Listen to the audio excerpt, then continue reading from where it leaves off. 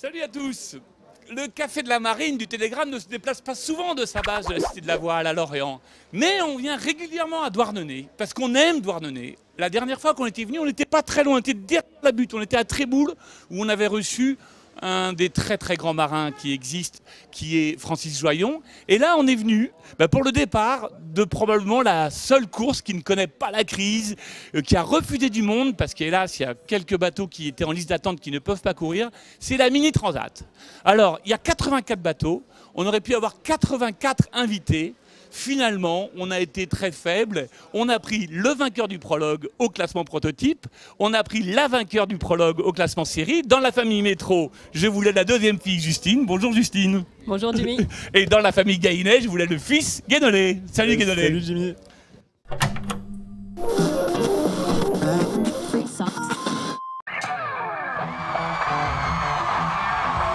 Salut à tous, bienvenue dans cette cité de la voile où on va évidemment, comme d'habitude, refaire un peu le tour de l'actu. Toi t'es complètement fou, tu fais le tour du monde en solitaire. Pourquoi repartir faire une Barcelona? La Volvo qui gagne avant le départ? Bah on va tirer des bords là. Si je vendais le bateau, avec quoi je faisais la route du Rhum? Allez, envoyez-moi le speed, on dit envoyez-moi le speed. Guénolé a dû m'entendre une fois ou deux.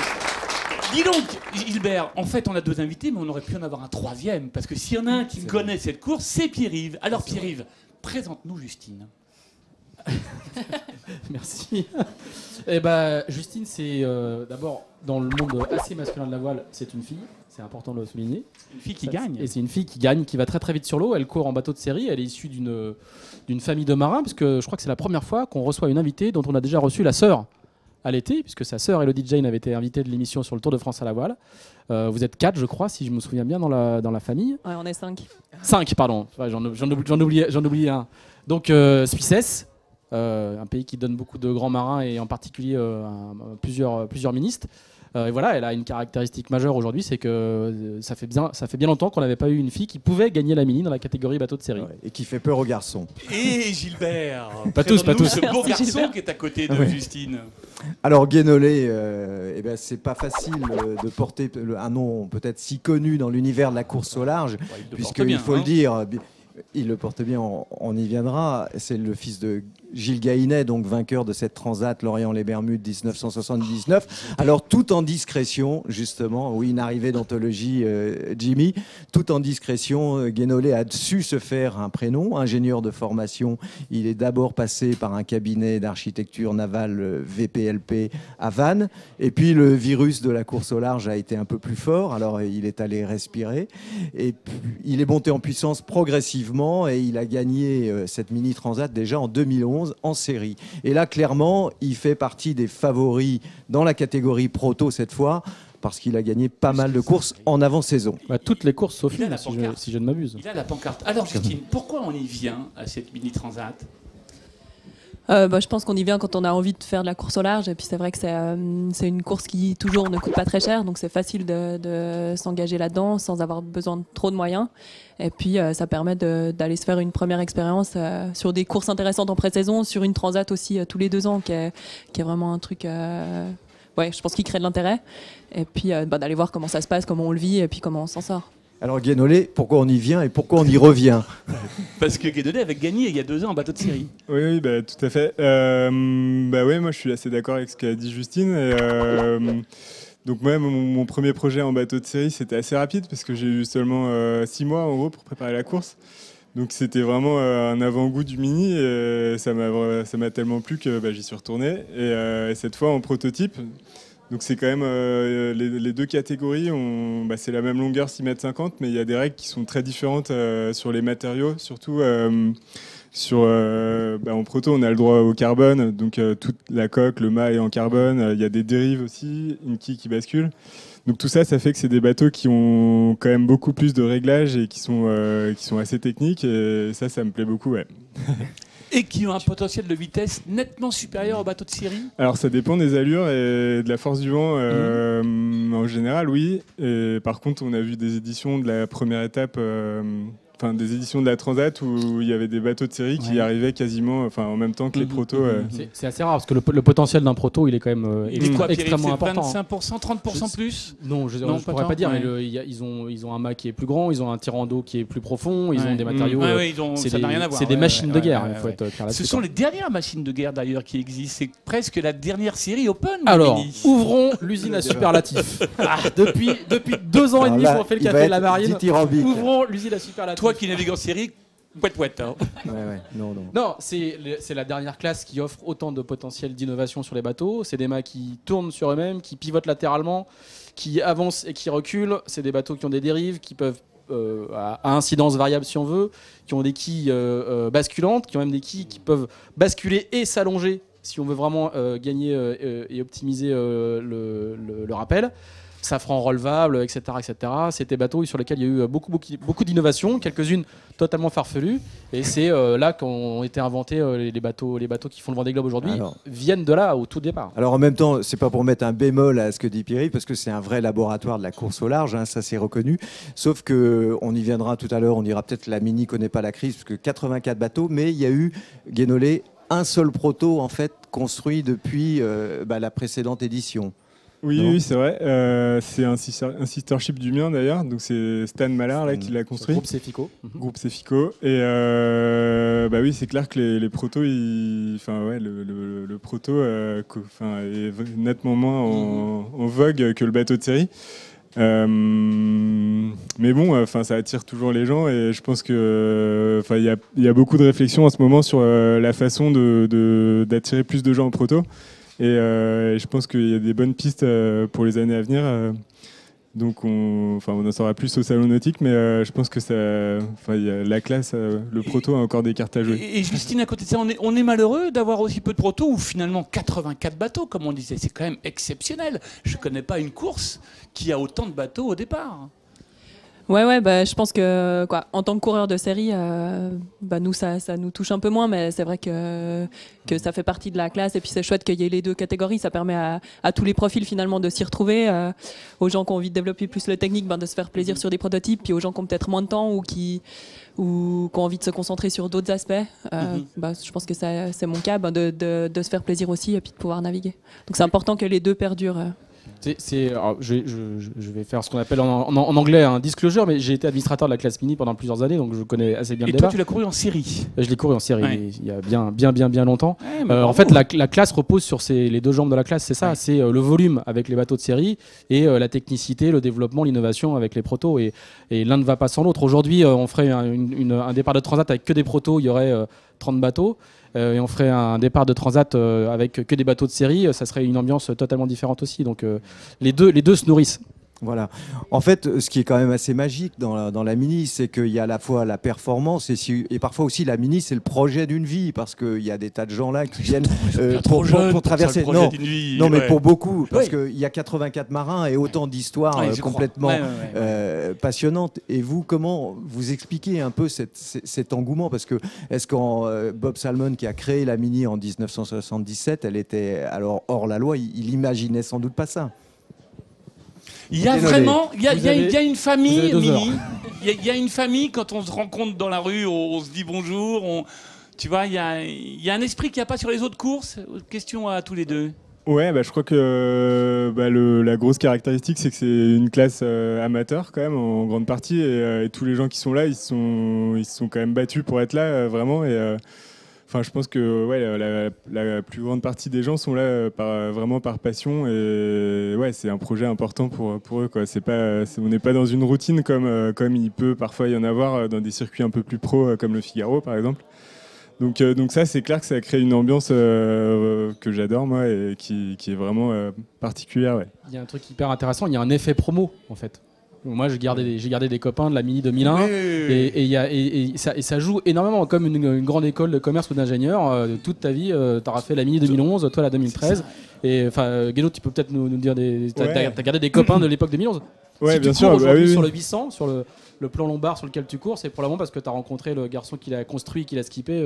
Ouais, c'est clair. en 2011. Antoine, Antoine Rioux. Antoine Pas Rioux, le- donc qui a construit le Mhm. bateau sur lequel je cours. Il préparait aussi son bateau à Lorient en 2011, et c'est vrai que c'est là que je l'ai connu et c'est là qu'on a sympathisé et qui m'a ensuite invité. Et le cycle de 2 ans aussi, je pense que le cycle de 2 ans, il est très Il est intéressant pour ça. Ouais, Ouais, il est bien. il est ni trop long ni trop court. Mm, mm. Et il permet de bien préparer la course. Mais justement, parce Ouais. que Guénolé emploie la formule cycle de 2 ans, et c'est un peu ça, parce que Justine, toi, tu es venue justement à Lorient Ouais. préparer cette mini de façon très rigoureuse, assez professionnelle même.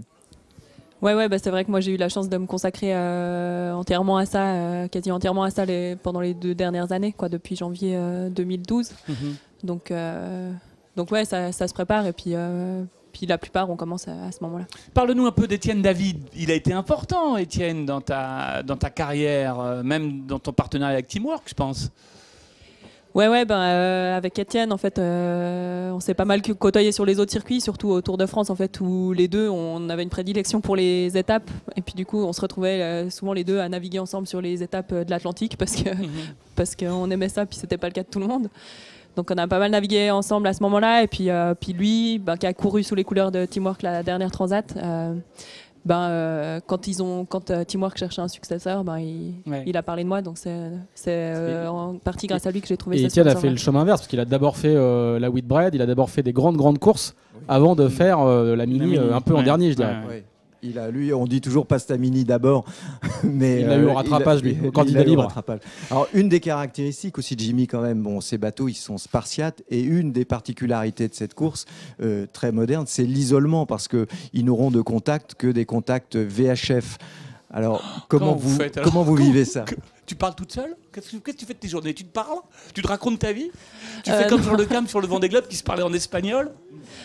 Non, parce que généralement, on part pas non plus pour des durées qui sont hyper longues. Et puis, La première étape, alors Douarnenez, Tenerife. Ouais, je pense que ce sera une dizaine de jours et puis une quinzaine de jours pour la deuxième à peu près. Mais c'est vrai que finalement, c'est comme sur les autres supports en solitaire, hein, les journées, il y a beau en avoir beaucoup et en fait elles passent super vite, elles s'enchaînent les unes les autres. Puis t'es vite à te dire, mince, ça fait déjà 5 jours que je suis partie, mais j'ai rien vu passer parce que t'es dans la course, parce qu'il y a toujours quelque chose à faire. Puis le temps où tu fais rien, tu vas dormir. T'angoisses ou tu sais déjà ce que c'est? Parce que t'as gagné la première étape l'an passé des Sables, les Açores et tout. Ouais, justement. Donc non, la durée est à peu près similaire. Pour la première étape, le parcours est quasi semblable aussi. Donc je sais où je vais et puis je pense qu'il y aura peut-être plus d'inconnus au deuxième. Et toi, Guéno, une étape. deuxième participation, c'est beaucoup plus relaxant. Tu te connais, tu sais où tu vas. T'as progressé depuis 2 ans? Ah ouais, ouais, Non, j'ai stagné, c'est assez terrible. Non, Il y sportivement. a 2 ans, il a gagné. Hein. Bon. Non, sportivement, cette année, là, on a fait un super travail, je trouve, avec notre groupe d'entraînement à Lorient, là, avec Tanguy Le Glatin. Et ouais, on avait 4 protos différents, donc ça c'était vraiment super intéressant de pouvoir comparer les différences qu'il pouvait y avoir en fonction des carènes, des plans de voilure, tout ça c'était vraiment top.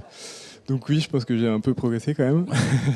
Ce qu'il faut rappeler, le Port-Laf des mini, c'est pas à Port-Laf, c'est à Lorient. Non, c'est à Lorient. C'est à Lorient Ouais, avec ouais. Tanguy Le Glatin. Ouais. Puis c'est pas Le Port-Laf, coach, c'est Lorient. le C'est gourou. pas C'est pareil. Lorient. Et non, mais sinon l'isolement, c'est vrai qu'on est souvent quand même à portée de VHF avec nos concurrents. Et sur la dernière Transat, moi j'ai eu, je pense, 4 ou 5 jours où j'avais plus personne à portée de VHF. Et c'est vrai que là, ça fait vraiment bizarre. Ouais. Ça change quand même de dimension, je trouve, à ce moment-là. Ouais.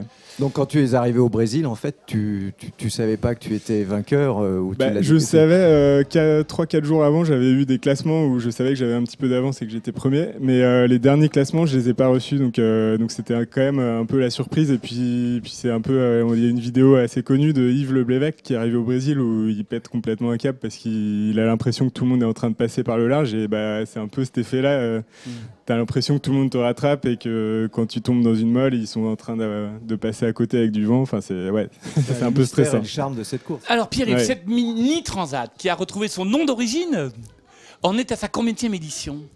77, la première année, tous les 2 ans. 77 tous les 2 ans. Guénon, donc, toi, t'as fait des maths, t'as un niveau, tu me diras tout à l'heure la combien combienième. Et surtout, la 17e, 18e, non on revient sur un parcours assez d'origine. Le parcours d'origine. En Voilà. fait, de 2001 à 2011, la Transat partait de La Rochelle et allait à Bahia. Donc un parcours plus long et surtout un parcours où il y avait beaucoup plus de vent de travers, de reaching, donc qui a entraîné le dessin de proto assez spécifique. De David et notamment Redon, qu'on avait eu le Magnum de plaisir de David Redon, recevoir vous savez, c'est ce bateau avec cet avant très très rond. Qui est présent d'ailleurs. Qui est présent, mais avec qui est fait Giancarlo beaucoup Bedotti. moins figure d'épouvantail. On demandera au technicien tout à l'heure. Voilà, ce qui qu'il fait en beaucoup moins penserait. figure d'épouvantail, puisque là, ça va être des allures beaucoup plus portantes. Donc ça, c'est le premier retour à l'origine. Et retour à l'origine aussi, parce qu'elle a retrouvé son nom. Avant, l'organisateur précédent l'appelait la Transat 650, parce qu'il trouvait que Mini, c'était un peu dévalorisant. Et les C'est une douarnemistes... maxi transat sur des mini voiliers. Voilà, et les douarnemistes ont décidé de la réappeler Mini Transat, parce qu'elle retournait en Guadeloupe. Voilà. Et qu'on est à Et elle Douarnenez. revient à Ouais. Douarnenez, Ouais. d'où elle était partie en 1991, donc il y a Ouais. 22 ans. 2 ans, elle est partie 2 fois, ou une seule fois, elle est partie Une d'ici. seule fois de mémoire, mais Ouais. surtout, Douarnenez, c'est le port de départ de 2 grandes courses mythiques du circuit Mini, le Trophée Marine Espéron, Voilà. d'une part, Et le mini Fastnet. Fastnet. Le parcours, justement, Guénaud, c'est très différent alors de ne plus aller au Brésil. D'abord, la route est beaucoup plus courte. Bah, déjà, en fait, avant, c'était à peu près un quart de la distance sur la première étape et 3/4 sur la deuxième. Et là, cette année, c'est plutôt 2 tiers, 1 tiers. Oui. Et la première étape, en gros, c'est à peu près la même. Par contre, sauf qu'on part un peu plus tard, donc c'est vrai que au niveau des conditions météo, c'est un petit peu plus compliqué. Et C'est angoissant de partir plus tard un petit peu. Tu vois, Justine, vous auriez préféré partir en septembre, tu vois, vous auriez préféré partir dans des conditions plus tranquilles, parce que là, on sait que le départ de la course a été retardé. Ça vous angoisse un peu de partir si tard en saison ?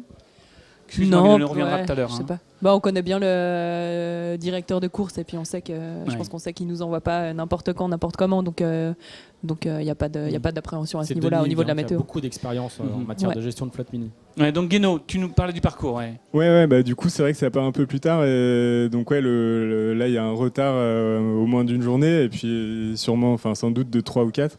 Donc, voilà, mais à part ça, la première étape, elle est quand même assez similaire. Et la deuxième, par contre, ça va être beaucoup plus de portant VMG. Donc là, c'est vraiment de la descente sous spi. Et c'est intéressant parce que ça remet un petit peu, surtout en proto en tout cas, ça remet un petit peu tous les bateaux à niveau. C'est vrai que la dernière génération, c'était plutôt des carènes assez puissantes. Et du coup, elles perdent un peu leur avantage, une partie. Et donc ça va être intéressant, ouais. Je pense que Est-ce ça que tu va. penses que ça ouvre plus le jeu tactique ou au contraire le fait d'avoir le poteau noir précédemment sur l'autre parcours qui allait au Brésil était aussi un sacré gros morceau d'ailleurs. Ouais, bah là je pense que non, ça ouvre plus le jeu tactique, ouais, c'est clair. Il y aura des empannages. Il y aura alors que, des empannages. Avant, il y avait un bord direct.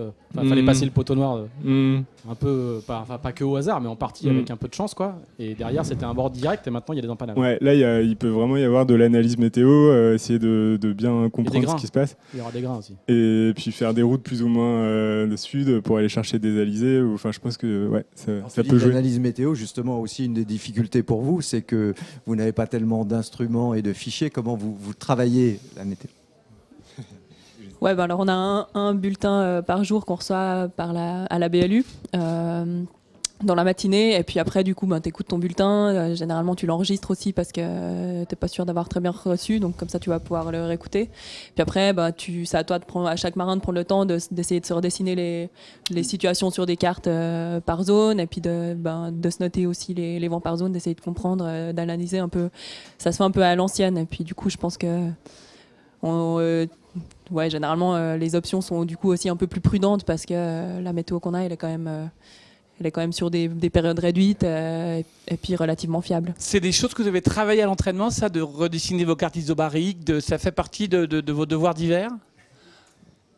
Ouais, on a des formations météo, donc on a eu des formations avec Jean-Yves Bernot. On a eu deux journées cet hiver, et on a fait des cas pratiques comme ça où il nous donnait un bulletin et nous on devait redessiner les cartes pour essayer de bien comprendre. Il y a pas enfin, j'espère que les téléspectateurs ont compris. Il n'y a pas d'ordinateur à bord des Mini. Hein. On est à poil. Et quand ils disent ça, et en fait, ils sont en ciré, ils ont un petit carton sur les genoux et ils redessinent dans un bateau qui est au près ou au portant. On n'a plus le sextant maintenant. On a droit quand même au GPS. C'est ça, parce que jusqu'à longtemps, on avait droit à rien pour faire sa navigation. Et même aujourd'hui, ils n'ont pas le droit au GPS avec la carto. Je crois qu'il n'y a plus que 2 modèles de GPS sur le marché qui sont autorisés pour aller sur les Mini. Mini terminé, on vous souhaite le meilleur classement possible, hein, parce que mine de rien, vous avez tous les deux la pancarte quand même, non ? Vous avez la... Non, mais c'est vrai, vous avez tous les deux la pression. Il vous met la pression. Non, mais vous l'avez, quoi. Vous avez quand même fait l'un et l'autre une avant-saison quasi parfaite. C'est pas trop dur à... Non, c'est fait. Ce qui est pris est pris. Ouais, moi ça va. Ce qui est pris est pris. Et en plus, c'est un autre jeu qui commence. Et je pense que du coup, le jeu est assez ouvert quand même. Et donc, juste avant qu'on enchaîne et qu'on ferme ce chapitre mini, Guénolé, il était il y a quelques jours quand même à la petite coupe américaine, le championnat du monde de classe C. Comment, donc avec Challenge France, vous avez fait 5e, hein, je crois, sur cette épreuve. Comment on intègre ça Est-ce que c'est une bonne façon de s'évader ? Oui, c'était prévu depuis longtemps, donc c'est vrai que j'avais essayé d'anticiper pas mal de choses. C'était 15 jours qui t'ont fait du bien. Qui m'ont fait du bien, c'est agréable, je trouve, de sortir de son projet. T'as battu les Suisses ? Non, j'ai pas battu les Suisses. Non, ils ont fait deuxième, les Suisses. Deuxième, avec Hydros. Et puis c'était assez passionnant parce qu'il y a des nouveaux bateaux qui ressemblent à ceux de la coupe, quoi, qui volent sur des foils et qui ont des ailes rigides, donc ça, c'était vraiment sympa à voir. Ouais. Et toi, ton avenir, là, l'année prochaine, tu veux faire la solitaire du Figaro ? Ouais, c'est ça. C'est déjà en route ? C'est déjà dans les tuyaux, ouais. Bon.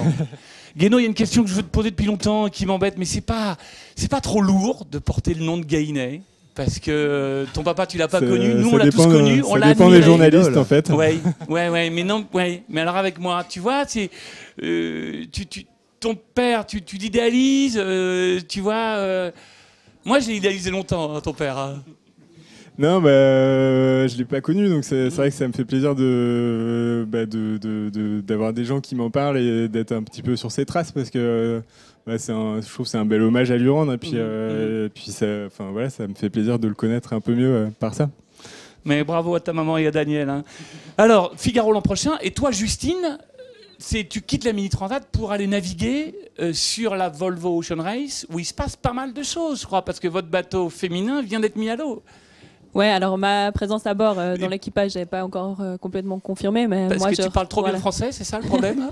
Non, ça va, je me débrouille en anglais, mais je retourne naviguer avec l'équipage en décembre, et puis à ce moment-là, normalement, l'équipage est validé, donc je vais me battre pour avoir ma place. Parce que Pierre-Yves, ça commence à venir, hein, les concurrents à la Volvo. D'abord, le départ, c'est dans un an.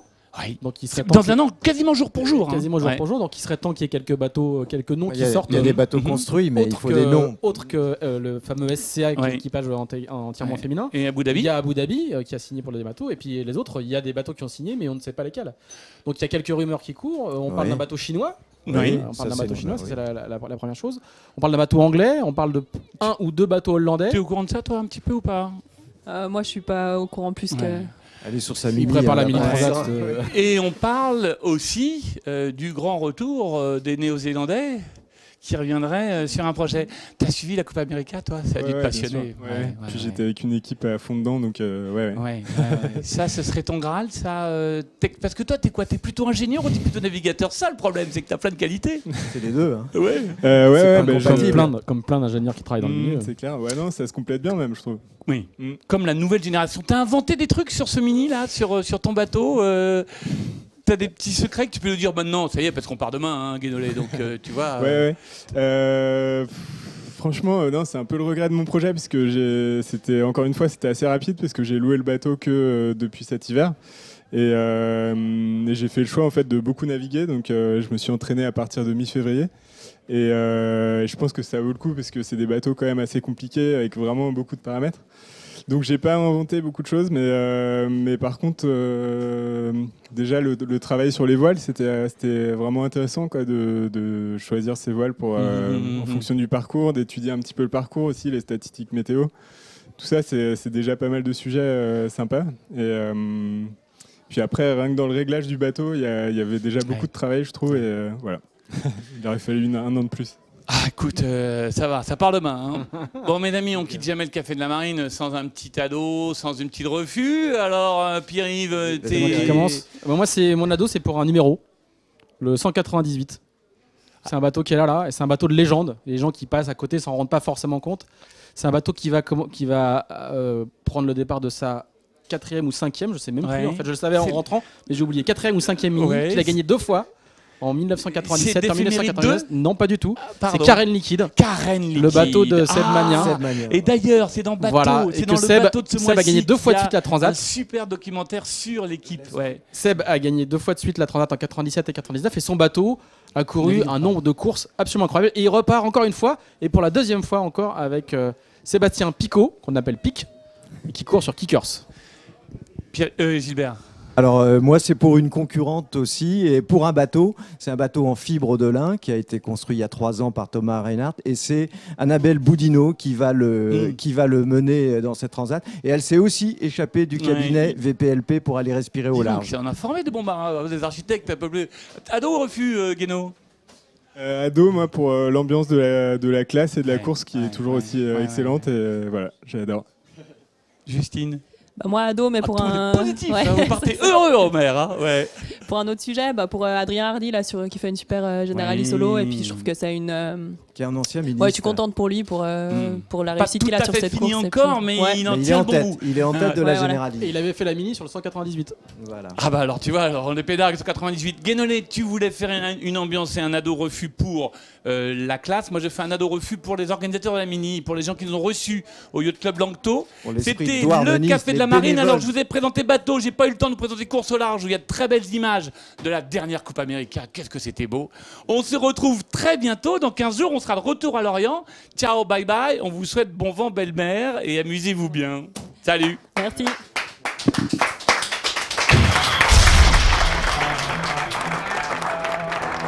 qu'il y a des questions dans le public, mes amis?